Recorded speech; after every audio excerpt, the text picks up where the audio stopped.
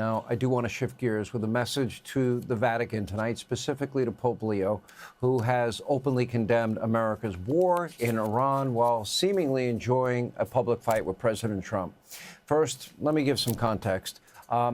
Like millions of Americans, I was raised Catholic. I went to Catholic school for 12 years. I even attended a seminary in high school, studied theology, Latin, went to Mass daily. I got a lot out of it. My parents, they were devout Catholics. And while I wasn't particularly engaged at the time in the teachings of the Catholic Church, as a young person, it certainly entered my consciousness and made me a better person. And it has been a positive force in my life in so many ways.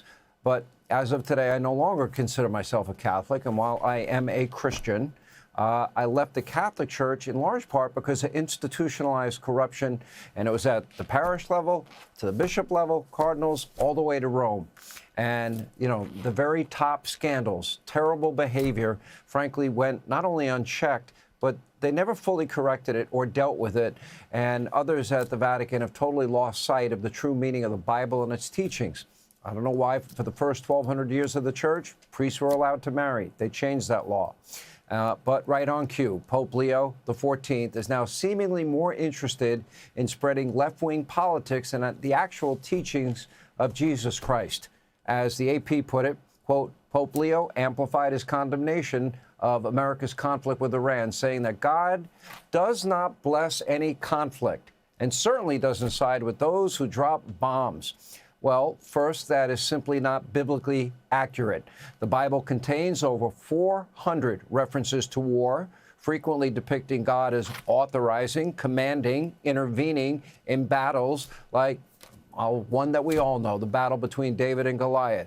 Why is the Pope twisting religion to specifically attack only President Trump and the U.S.? Why did he recently meet with top Obama advisor David Axelrod and the far-left governor of Illinois, J.B. Pritzker? Is it because he's a run-of-the-mill Trump-hating Democrat that lacks moral clarity about radical Islam? By the way, did he talk to them about abortion? Well, in that case, you know, where are the pointed words for Iran, this evil regime, the #1 state sponsor of terror, the people that murdered 45,000 innocent protesters? Not a peep from Pope Leo.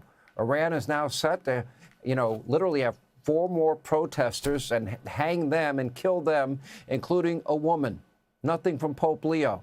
Iran oppresses women. Nothing from Pope Leo. Tortures them, rapes them, kills them. Nothing from the Pope. Iran backs terrorists in Iraq and Beirut who have killed Americans for decades.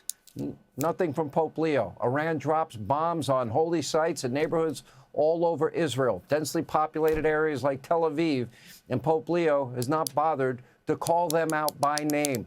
And while the Pope condemns all nuclear weapons, especially on the anniversary of Hiroshima, I don't think we had a choice. Same with Nagasaki. It did end a war, did save a lot of American lives. He doesn't seem interested in ever referencing Iran's unrelenting pursuit of them. And I have a question for the Pope. Is it the right or wrong thing to prevent radical mullahs in Iran, again, the #1 state sponsor of terror, from ever having nuclear weapons? Today, President Trump raised this very important question. Take a look. Well, I want him to preach the gospel. I'm all about the gospel. But I also know that you cannot let a certain country, which is a very mean-spirited country, have a nuclear weapon. If they did, they would use it. The president is correct. The Pope is wrong on so many levels. Perhaps Leo's judgment is clouded. After all, he has an old Twitter account. And by the way, it is riddled with anti-Trump messages, including posts accusing Donald Trump of fueling racism and nativism, and other posts pushing for climate change and open borders. Ultimately, preventing Iran from getting a nuclear weapon is both moral and logical, and it could save potentially millions of lives. And we won't burden our children and grandchildren with a nuclear-armed terrorist state. Now, sadly, the same cannot be said for the leadership today of the Catholic Church. All right, thanks for watching. Check out my new podcast, Hanging Out with me, Sean Hannity. The big interviews, the debates you won't get anywhere else.